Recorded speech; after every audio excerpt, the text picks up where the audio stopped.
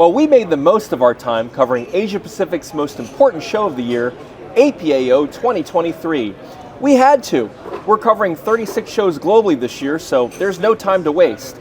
And APAO is worth every moment, reconnecting and collaborating, as was the theme this year. How's it been for you, Chris? Well, it's been a real pleasure for myself, being around so many professionals who are so buzzed to be back at an in-person event like this, especially a huge one like APAO.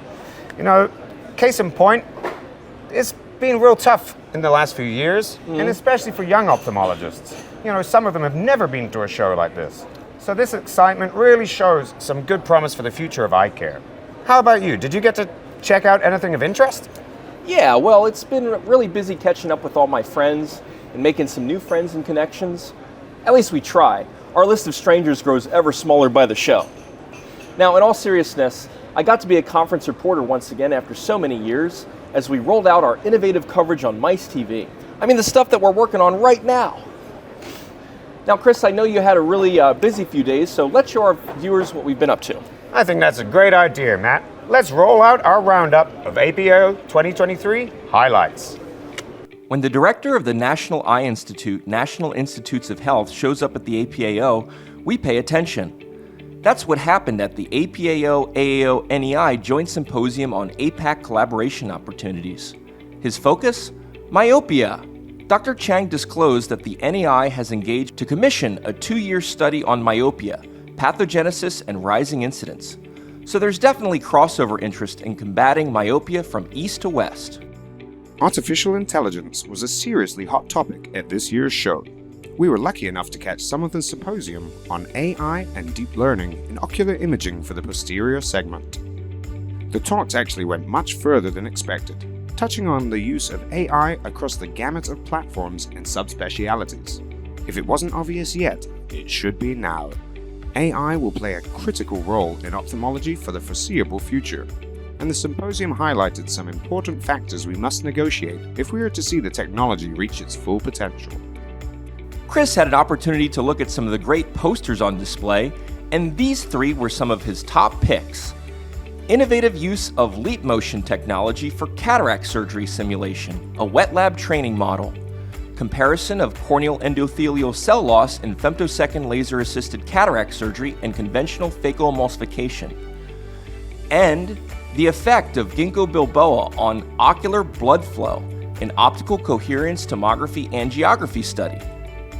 You know, part of our fresh approach to covering ophthalmology means putting you front and center when the elite minds in vision care gather, like at APAO, where I took a stroll with our video team to check out the latest top tech from firms large and small from the show floor. Nifty booth designs abounded. The eye care booth was quite unique, and we parked there for a bit to see what they were all about. There's just so much going on at the vanguard of ophthalmic innovation, but we managed to get most of it, including disruptors like Begonia Ready from Oculus. At conference, it's always interesting to see why top sponsors are top sponsors. Johnson & Johnson Vision, while certainly a big company, also had a soft launch of their Elita device, which provides next-generation lenticule removal as well as LASIK flaps. The device obtained the European CE mark just prior to APAO in February. Topcon, meanwhile, has been promoting its new Maya system, which offers technologies that support myopia management, including optical biometry, corneal topography, pupillometry, and more. It also includes nifty dry eye management tools. The Women in Ophthalmology Luncheon marked an important milestone for the organization with the election of the first female president of the APAO in its 60-year history. We saw a full house for presentations from Women Ophthalmologists Worldwide's representatives, and the president herself even added a few insightful remarks.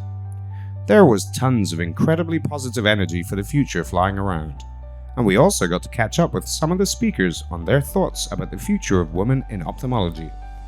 Check out our coverage of this critically important event for some great interviews with some of the Wonder Women making waves in eye care. When it comes to collaborating for the future, there is nothing more important than the next generation coming through. With some of the talented young people that attended the Young Ophthalmologist Night, the future certainly looks as bright as ever. After so long without physical events, This was a first for many of them. You could feel their excitement, meeting peers in person and syncing up with mentors such as Marcus Ang, president of the Singapore Society of Ophthalmology, and Daniel Bryceland, president of the American Academy of Ophthalmology. These social programs can be game changers for our future leaders.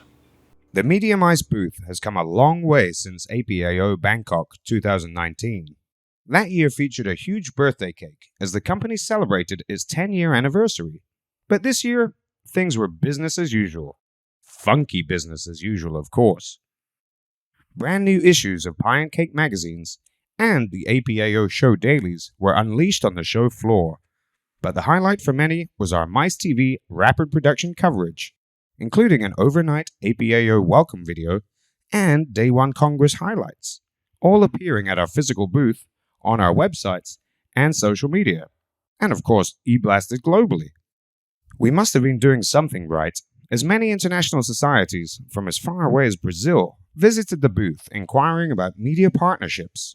We can't wait to see our new friends from around the world soon. Wow, so much to see and do at this refreshing Congress. And we're going to be coming out with a ton of more great content covering many aspects of the show. Yeah, 2023 is going to be huge for ophthalmology worldwide, and for us here at Medium-Ice, with more content and coverage than ever before, and a few special projects to keep your eye out for. Yeah, Chris, we're so excited to be bringing you more funky, quality content. So like, share, and subscribe to our platforms and sign up for your copies of our cake, pie, and cookie magazines, because this year we'll be reaching for the stars.